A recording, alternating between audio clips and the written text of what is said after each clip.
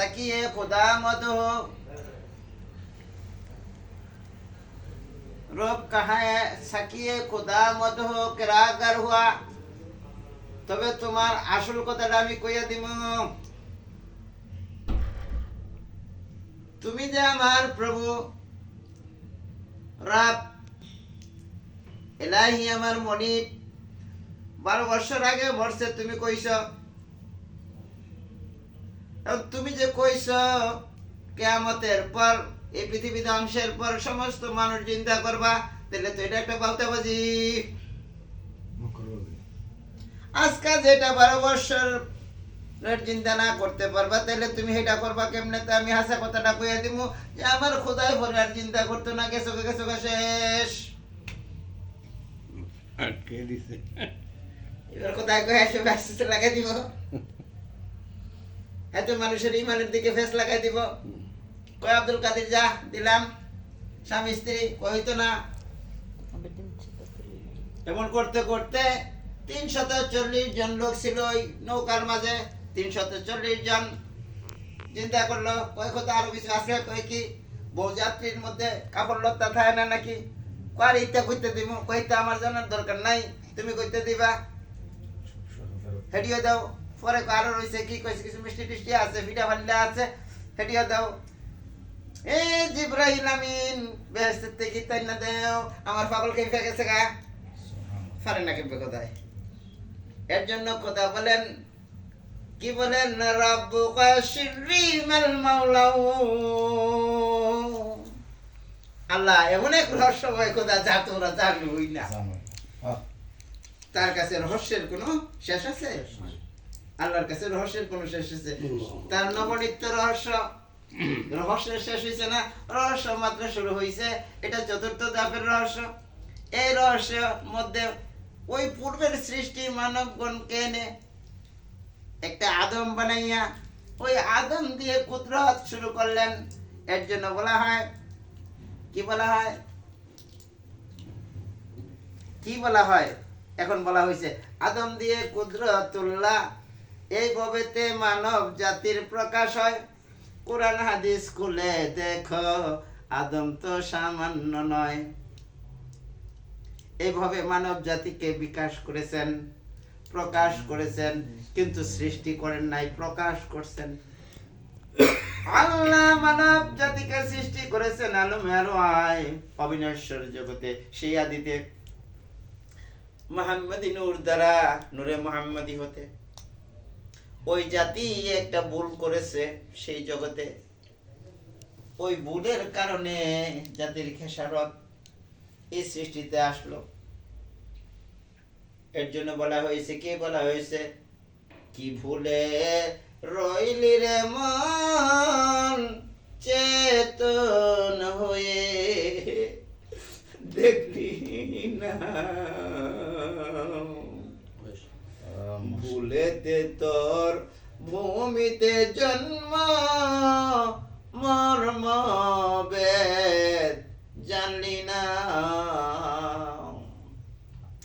কি ভুলে রইলি রে মন চেতন হয়ে দেখলি না, ভুলেতে তোর ভূমিতে জন্ম মর্ম বেদ জানলি না। এখানে মর্মের ভেদ জানতে হবে। কেন আমার এখানে আবার জন্ম হলো? কেন? আমি তো সৃষ্টির সেই আদিতেই। আউয়ালু মা খালাকাল্লাহু রূহি, আল্লাহ বলে দিয়েছেন সেই আদিতে আমার প্রকাশ, সেই আদিতে আমার বিকাশ। সেটা প্রথম সৃষ্টি, যা কোটি কোটি বছর আগের ব্যাপার। তাহলে আবার এখানে কেন আমি আসলাম? কিরে বেটা, এই সময় যাবি কেমনে? আমি তো এটা ভালো মনে করি না। হারের লগে আইসো, তেরার লগে যা। বাসা যাইতে আচ্ছা, অনেক কি কস তুই? আমার কথা আমি কইছি, কারণ এন একটু কষ্ট হইতে পারে, হেন গেলে একটু আরাম হইবে, এতটুকুই। কষ্ট কিছু না। আচ্ছা, তো তোর ফোন নাম্বার দিয়ে যা। ফোন নাম্বার ইয়া করে দিছি, আমি একটা দিয়ে দিছি। তো যাক, মালিক যদি দয়া করে অনেক হইছে 12টার ভিতরে না দিতে বলা। তো কিচ্ছু পাইতো না পাইতে তো না পাইতে থাক। আপনি গাড়ি নিয়ে এসেছেন? গাড়ি নিয়ে এসেছেন? আরে না তো 9-10টার পরে কিছু পাওয়া যায় না। আচ্ছা থাক রাখো এটা। কথা শেষ করি। এর জন্য একটা শান বলি, সেই শানগুলি বলবা তোমরা। এই ডাক্তার বিনা রাখো। চলো, আদি পিতা তুমি ছিলে নূরুর রহিম রহমান, চার হালে কালে কালে উজ্জ্বলিলা দুজাহান। আদি পিতা তুমি ছিলে নূরুর রহিম রহমান, চার হালে কালে কালে উজ্জ্বলিলা দুজাহান। রহমান মানে একটা নূরের প্রজ্ঞা, তাজাল্লিয়ে জাত। তাজাল্লিয়ে জাত থেকে দয়া হলো, রাহিম হয়ে গেলেন, দয়াময়। তিনি দয়া করছেন। মুসা নবীর হালে কালে নুরে নুরি আগুন রূপে দর্শন তারে করে দান। আগুন রূপে কোথায়টা রেখে করলো না কেন? তাজাল্লি রূপে দর্শন দিলেন। তারপরে আবার শেষের অংশে কইছে আরবের এই অন্ধকূপে মুহাম্মদী নূর জ্বালাইয়া, আরবের এই অন্ধকূপে মুহাম্মদী নূর জ্বালাইয়া কোরআন শরীফ করেন বিধান। শেষ, আর কিতাব আসবে না। এই কিতাব কি শুধু মুসলমানের জন্য না সর্বজাতির জন্য? এই কিতাব কি শুধু মুসলমানের জন্য না সর্বজাতির জন্য? এই কিতাব হলো সর্বজাতির। এখানে হিন্দু, মুসলিম, বৌদ্ধ, খ্রিস্টান, এটা হলো মানব জাতির বিধান। এটা হলো মানব জাতির বিধান যে এটাকে গ্রহণ করতে সে সত্য সঠিক পথের সন্ধান পাইছে, যে এটাকে গ্রহণ করলো না সে সত্য সঠিক পথের সন্ধান পাইল না। তবে বাবা ঘটনা হয়েছে খোদার রহস্য গোপনেরও গোপন, বোঝা বড় কঠিন। একটা জিনিস বুঝবার সবসময় খোদার রহস্য গোপনেরও গোপন, বোঝা বড় কঠিন। এই রহস্যটা বুঝবা কখন? যখন তুমি নাফিস বাতে মুশাহাদায় পৌঁছে যাবে। নাফিস বাতের মুশাহাদায় পৌঁছে যাবে, তখন আল্লাহ তাআলার খাস রহস্য খুঁজে পাওয়া যাবে। ওইখানে তোমাকে চেনা যাবে তুমি কে।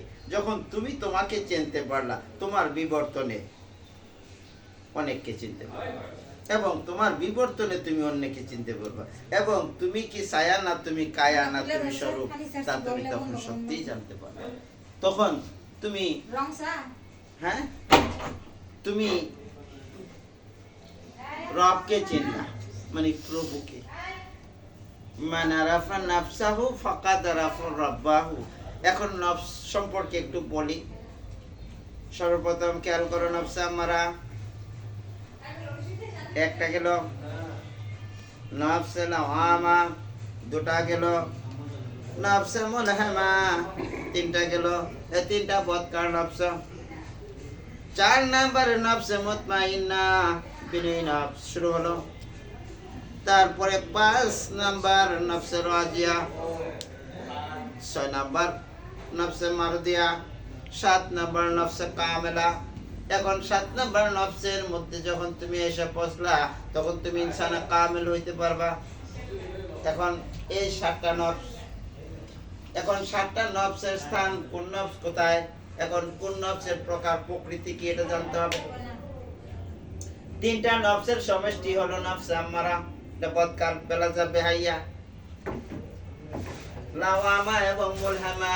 লাওয়ামা হলো হিংস্র জানোয়ার, হিংস্র জীব জানোয়ার, আর মুলহামা হলো পশু, যেটা দ্বারা পশুর আত্মা হইছে সেটা হলো মুলহামা। এখন এই 3